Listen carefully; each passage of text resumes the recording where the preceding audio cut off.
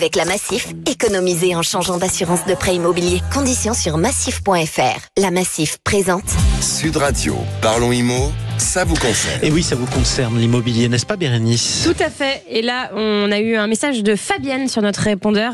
Fabienne qui vit juste à côté de Rennes et qui a désormais plus d'enfants à domicile. Son dernier fils a quitté le cocon.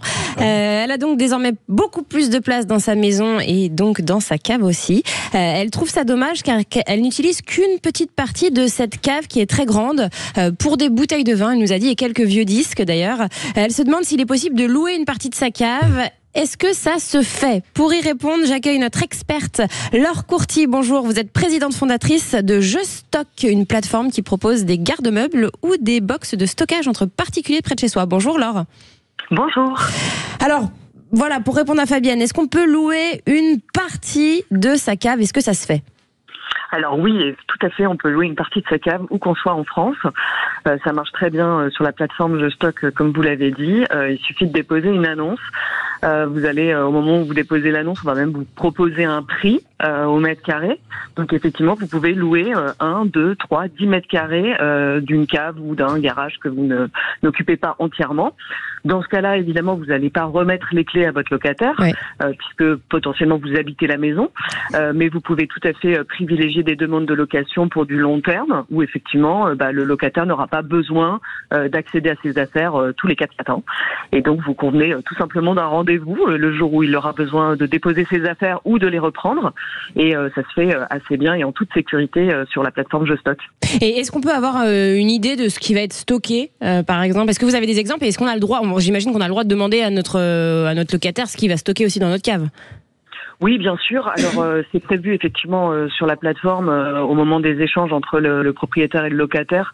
On invite très fortement les locataires à faire un inventaire de ce qui va être stocké. C'est potentiellement aussi un inventaire qui va être joint au contrat de location. Donc oui, bien sûr que le propriétaire a tout à fait le droit de demander au locataire ce qu'il va stocker. En général, on est vraiment sur du petit meuble, petit électroménager, carton de livres, voilà. Vous avez quelques exemples à nous donner, par exemple, de choses qui ont été stockées dans des caves récemment ? Je peux vous donner des exemples très concrets, c'est-à-dire ce qu'il y a dans ma cave, moi, actuellement, puisque je suis la première utilisatrice de la plateforme. Donc moi, en ce moment, par exemple, je loue à un médecin qui est à la retraite et qui m'a demandé de stocker toutes ses archives. Donc c'est des cartons et des cartons d'archives, qui prennent à peu près 4 mètres carrés, je crois, et je loue 16 € du mètre carré par mois. Donc ça fait vraiment un complément de revenu qui est non négligeable. Bien sûr. Et puis avant ça, j'ai eu une femme dont la grand-mère était décédée, qui avait besoin de stocker les affaires de sa grand-mère en attendant que tous les petits-enfants viennent récupérer ce qu'ils avaient besoin de récupérer. J'ai eu des étudiants qui sont partis en Erasmus.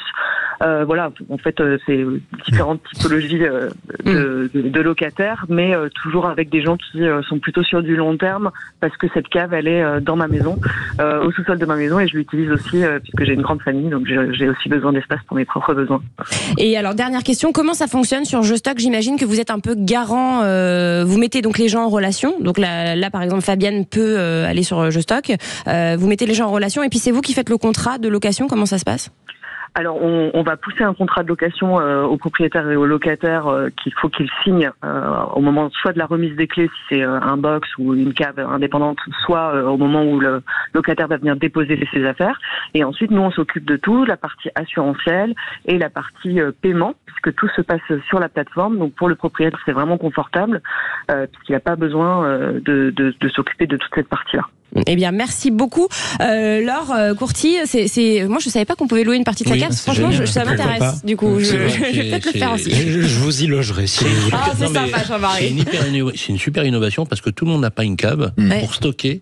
Et donc, je trouve ça extrêmement ingénieux. Merci beaucoup d'être intervenu sur Sud Radio. Vous tous d'ailleurs qui nous écoutez, vous laissez vos messages, vous posez vos questions au 0826 300 300. Sud Radio, parlons IMO, ça vous concerne.